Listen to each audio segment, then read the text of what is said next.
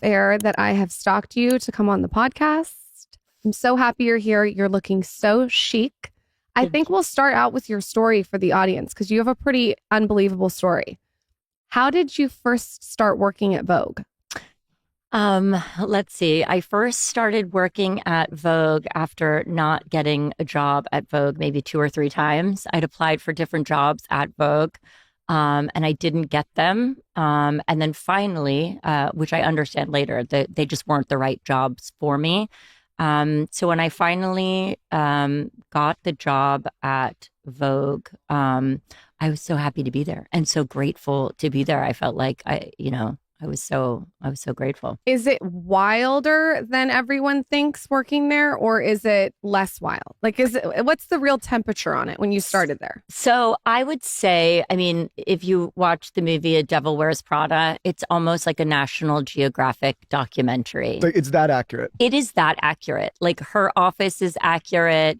The hallways, the way people dress, the meetings, the everything, the coming in and out of the office, everything is I would say with the exception of the townhouse, everything else is really accurate. The one thing that is different is that in the film, Miranda Priestley is inconsiderate. And she, sort of pit people against each other. And I would say that Anna is kind and thoughtful, and she's determined and deliberate, but she is not cruel. And listen, there was some hazing that went on in the office with between us girls. But on the whole, it was a very supportive place. Everyone got along really well. My father once came to visit. He thought it was really funny. We called everyone by the last names, like a sports team. It was like, "Hey, Boster, hand me the Galliano." Like, "Okay, Davis, I need you down on four." So but it was a great place to work. I really loved every second of it, and there wasn't a single moment that I wasn't like, pinch me. This is amazing. But we worked hard. What does that actually look like when you say you worked hard? What are the hours and We worked hard. I mean, back then you would be the first one in the office and the last one out. You wouldn't dream of leaving before, So if there was a single senior editor in the building, you wouldn't leave. You sat at your desk. This was, you would the desk always had to be manned. I think there was a scene in Devil Wears Prada, there always had to be one person at the desk to answer the phone. So if you wanted to go to the bathroom or lunch, you would have to coordinate. So yeah, late, long hours. And then it was also physically grueling. We're picking up garment bags and huge gowns full of shoes and trunks of clothing and accessories. So it was physically demanding. We're doing all of this in, all of these in, high stilettos at the time. And it was, what we felt it was really important. It was important work. And my job was to get the clothes to the shoots. So I would call the fashion houses, I would get the samples, and then we would bring them in for the actual photo shoots. So it was a lot of negotiating. I recently watched the TV show Industry, and it felt like a lot of like equities trading. You were, really trading samples, trying to get this Galliano. I'll give you look 14 if you give me look 32, and I need it. So it was just a lot of samples shuttling back and forth, but very, very, very demanding. Once I can't remember, it was either my mother or my father where I was complaining about some editor was losing their mind about, some dress that didn't make it to a shoot and how they were so crazy. And my mother said, well, if you were working in a hospital and, a heart transplant didn't arrive, would you say, "Oh, that's so ridiculous. The heart didn't make it." And my mother or my father, one of them said, this is the industry you are in. So you need to treat every single piece of clothing as if it were, an organ for transplant, because this is your job. And I think that kind of stuck with me forever. That, what we are doing, while it's fashion or, it's important. It's an important fashion is an industry. This is a designer's collection, their dream, their livelihood, people that work in that for that company. This is their livelihood. It's their passion. So just understanding that while it may be a superficial industry, what we're doing is important. And I always felt that at Vogue. I always felt what we were doing was important. What are the things that your parents instilled in you before you went to Vogue to have these tools to be so multifaceted and good at your job? What It's are funny. the I was things? going to ask the same thing because it sounds like your parents. Yeah, it maybe sounds like your instilled parents really work did a good ethic. job. Oh, yeah, I think they did. I really understood. My father worked for Perrier, which at the time also had like Calistoga and Arrowhead, and so he would actually bring me to his office when they were doing interesting things.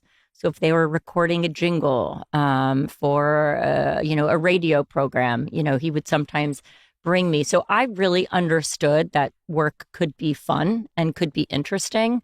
And so I was always seeking out a job that, was interesting. But no, my parents, I always, I don't know if it's like nature or nurture. I just always wanted to be doing something. I always wanted to be working. I got a little hustler in me, like there's always sort of if my friends were making friendship bracelets, like I would start a friendship making business. I just always wanted to, I guess I can't do anything in moderation. So I'm always trying to make a business out of everything. Where did you grow up? So I grew up in Connecticut, right outside New York City. Okay. And I think having the access to New York also, it was so close, like I could almost touch it, but it was still so far away. Lived in the suburbs and lived in a place where it was pretty conservative. It was definitely a commuter town. So people were commuting in and out of New York City. So I always felt that was my destiny. I couldn't wait to get to the city and to have a job. And I also was in a place where, it's kind of like preppy and, things like sailing and golfing and tennis were really important and lacrosse. And I wasn't good at any of those things. I was never going to be the scholar athlete. So I always felt like I was in a place where I was sort of set up to fail. And I couldn't wait to get to a place where all I wanted to be was like glamorous and like fabulous and living the high life. And so I couldn't wait to get out of my like itchy wool sweaters and It's the story of my life. yeah, duck boots and like get to somewhere, really fabulous. Were you always stylish in high school? And when you were really young, do you look back and see where the style comes from?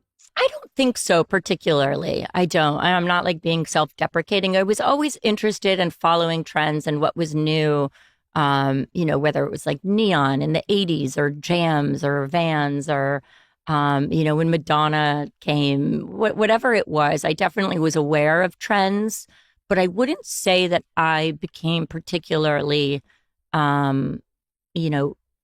confident and being like, okay, I really feel like I've found my style. I've nailed it. I would say until late 20s, early 30s. I think working at Vogue was probably what sealed that deal. But before I was like kind of a mess, but also it was the time, the 2000s were a weird time. What looked good back then in retrospect does not look good now. Yeah. So I guess I looked great then, but looking back now, it's pretty tragic. I feel that. I feel like that's every time I look back at, Yes. at a previous version of myself. Yes. And at the time, I was like, man, this is the coolest thing ever. And every time I look up, like, oh man, that was not great. Is there like in any era you look back on No. like that looked great? No, hopefully this one. I hope. When you look at Vogue and everything you did there, and you look at how hard you guys worked, and you look at the discipline and how you're in the office longer than anyone, and all these things, all the work that you had to put in, and you look at kids now working, is there a difference? Completely. Yeah. I mean, it's like night and day. Yeah. And I think we were maybe the last generation of that sort of that grind. I loved the grind because it made me feel like I was always doing my best, working my hardest. So if something didn't go perfectly, which it doesn't, at least I felt like, okay, I gave it my all. So I enjoyed that grind. I think, listen, there's like a lot more balance now. And, I wouldn't want to say young people are soft soft, but Michael will say it. yeah. Well, you don't want to say people are soft, but I think the way that I think about it is if you threw the average young person into that environment now, it would be like throwing somebody on a Normandy beach, right? They would be like, what's happening? Like, what's going on here? What do you mean we're staying? Like I mean, I run a company and it's great and I work with amazing people, but sometimes it's like I have to remind myself that I maybe come from a different age and era and I'm Yeah. like, okay, I gotta just like my delivery has to be Yeah. soft